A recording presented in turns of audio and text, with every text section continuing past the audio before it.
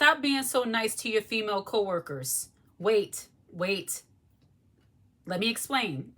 Stop being so nice to your female coworkers. Stop being nice to your women coworkers, especially in the beginning. When you first start a job, you don't want to be overly nice to the female coworkers. You don't want to be overly nice to your female boss.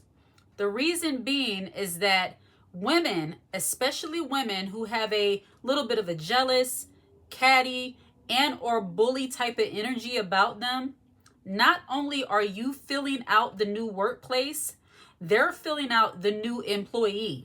They want to see how you move and how you operate around them. And if you come in being that girl, hi everybody, how are you? My name is so-and-so. I'm so happy to be here. If you come into the workplace acting that way in the very beginning, I'm sorry, I just have to say how it is. They're going to think you're dumb. They're going to think you're an airhead. They're going to think that somehow you're that girl that can be taken over in some way. And you don't want to give that impression. And that might be your real personality. I have more of a light kind of personality. But when I go into the workplace in the beginning, I keep in mind to be cordial, to be kind, to be respectful, but I am not overly cheery. I am not zippity-doo-dah.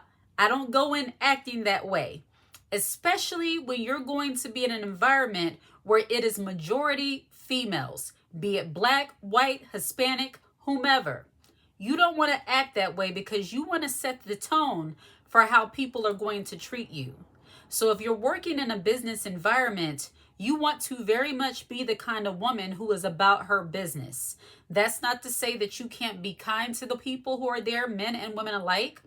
But do not go in, especially amongst a lot of women, being overly nice. Because I have been in enough situations, in enough workplaces to know that an overly cheery, and overly nice, and overly, empathetic woman in the midst of other women in the beginning is often an opening and a target for jealous, negative energy, bully type of women. So when you get into a workplace in the beginning, and I keep saying in the beginning because of course, over time, as you get to fill people out and you see how they operate in the workplace, you get to know more about them. You get to see their character and how they work. You can let your guard down a little bit. You can start being a little bit more kind. You can start laughing a little bit with your coworkers, especially the ones who you trust or the ones you trust a little bit professionally, the ones that you know you can sort of let your hair down with. But if you go in prematurely, acting that way around other women in the workplace, they're going to devour you, especially when you're working with bully energy type of women who are haters and they have that mean-spirited way about them. They are going to eat you up.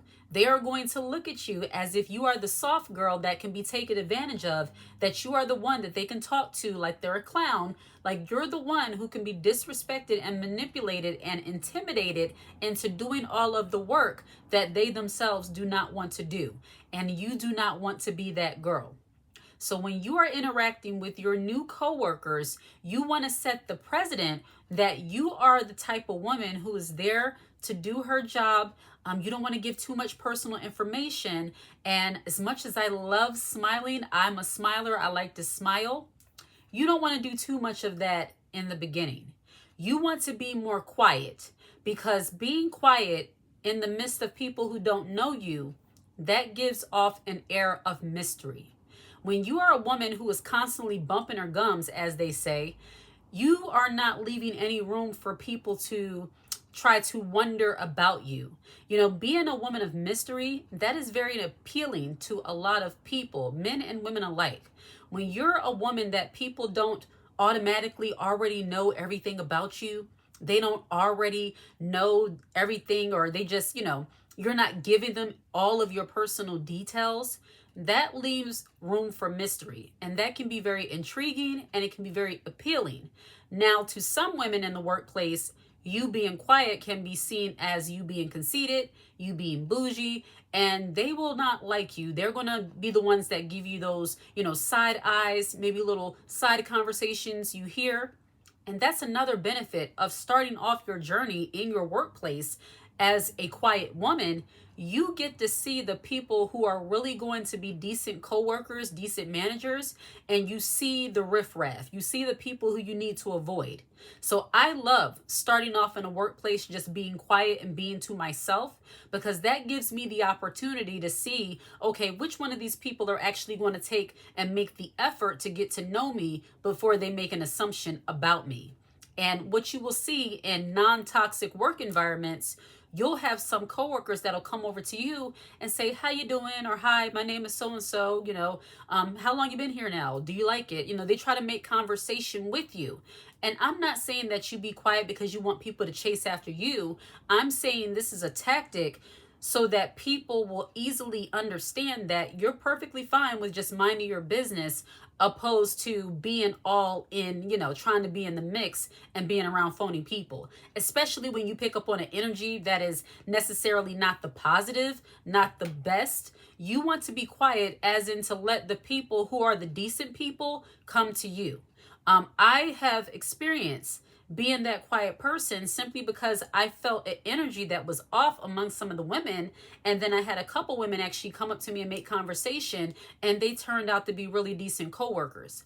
But then I also had a couple women who came up to me to make conversation, and they were just trying to be nosy, and they were trying to, find little things to talk about. And I found that out by the hearsay in the office. So don't underestimate, the power of being the quiet coworker, because it invokes mystery. It gives off mystery, and it makes people want to know more about you, be it positive or negative. And that gives you the opportunity to weed out the people that you just don't want to be bothered with in the workplace. And then also, in the beginning, you want to be the woman who is focused, laser focused on her work. You want to position yourself as a businesswoman. I don't care if you are a cashier.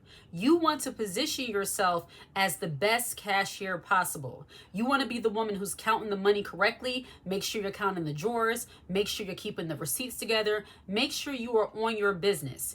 Because once again, this sets the tone that you are a woman who is not there to play. Like, you didn't come there to be people's friends. You didn't come there to get caught up in the office or in the store drama. You didn't come there for any of that. You came there to be a master at your craft and the things that you're good at. So when you do really well and you come in laser focused on the position, and maybe the talk that you have with the other coworkers or the other employees, it's always about work in the beginning. Once again, when they see that you're not a clown, because this is really positioning yourself as the confident female coworker who comes there to do her job, and you do it well, and you conduct yourself in a professional way. And you might be the woman, on the inside, you have so many girly things you want to talk about. You want to ask about different things. You want to ask about the benefits of this, the benefits of that. You want to get into all of that and just get real chummy with your coworkers. Give it some time. Let those things happen gradually, because I am telling you, I've had that experience where you come in like we're one big happy family. You're going to find yourself in some family drama, and don't let them manipulate you into believing that we're all family here. You can just let your hair down here. Oh, that's Meg. She's been here for a long time. Oh, that's so-and-so. Oh, that's Keisha over there. She's the, what do they say? She's like the office mother. She's the office auntie. Everybody just goes to her. And then you start going to the office auntie and realize that, yeah, she's a messy auntie in real life, because now she's giving you the tea on everybody else while she's bringing cookies and pot roasts to every potluck. She's messy. So it gives you the opportunity to fill people out. That's the point I'm making. So I've never given into that culture of believing we're all one big happy family, because the most recent story I read of the woman who worked, I believe, in a bank, where she was unalive at her desk for a few days before anybody noticed that she wasn't showing up to where she normally is. That right there just sealed what I already knew, is that you're just a number. In a lot of these workplaces, corporate environments, you are just a number. They can smile in your face, talk to you about your kids, talk to you about your husband, but When things go awry and you're not fulfilling the duty, or they have some kind of issue with you, or they try to push you out, you're replaceable in that workplace. So doing all of that extra of trying to be the most happiest, the most cheeriest, and just being that person that's trying to prove that they're so nice and so kind in the workplace, that is not really what I suggest you do. Be professional, be focused on your craft, be focused on your field of knowledge, and all of the secondary stuff like trying to be friends with people, that should come secondary. And even with that, you want to give it time. I don't start giving anybody any kind of, personal kind of talk until after almost a year. There's a coworker that I've worked with before, and I absolutely adored her. And we didn't really get close until like about a year in. And it's because in the beginning, I picked up on some weird energy. And it comes to find out the reason being is the person that she was associated with in the workplace. And that's another reason why you cannot be nice and overly kind in the beginning because of workplace cliques. When they have workplace cliques, you will always find jealous, envious, toxic, and or weird energy kind of people, especially amongst women. It's like they have their group sealed. They don't have time for you to be in it. But if you position yourself as that girl who doesn't care about those kind of things anyway, you came to work, you will be surprised at how they're trying to get you to be a part of whatever they have going on. It's almost like that reverse psychology. Like the more you don't want to be a part of something, or like in a relationship, the more you don't want to be around somebody, or you act like you don't want to be around them, the more they suddenly want you around. It's very weird with humanity, but I have seen this in the workplace. So when you see people with their little cliques, they're all in the lunchroom doing things, and you're walking through with your paperwork and you got your coffee and you're about to go over and file something, and you sipping your coffee and you go back to your desk and mind your business, look at your phone, look on your computer, doing some shopping. They'll walk past and say, "What are you looking on Amazon?" Oh, okay. Like, yeah, oh, that's cute. And next thing you know, they're gradually building a rapport with you. That's what you want. In the beginning, you want people to come to you. You don't want to be that person that seems so needy to be long in the environment that now they're going to be like, "Oh, who does she think she is?" When it comes to women, I know this might sound weird, but that is exactly how it is. Women in the workplace can be very weird energy in the beginning. And you position yourself as that girl who wants to belong, you will not belong. But when you position yourself as that professional woman that came to do her job, get her money, and go home, you give people, they give that air of mystery, and they want to know more about you.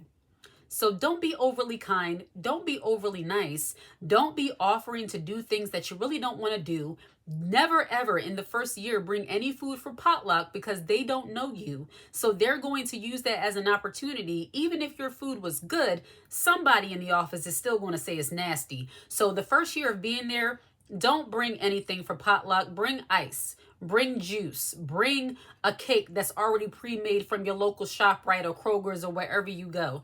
Don't make food the first year in, because that's when they're really going to be like, okay, they just look for something to talk about. Give it some time if you're still there, and gradually go into those things. In the beginning, position yourself as a woman of business. Have that air of mystery. Don't be too nice. Don't be too kind. Be respectful, be professional, and your coworkers will come to you. All right? Like and subscribe to the channel, and share this content. Hit the notification bell so that you're aware when I post a brand new video. If you watch this video until the very end, put the high heel emoji in the comment section. I absolutely love to see it. Take care.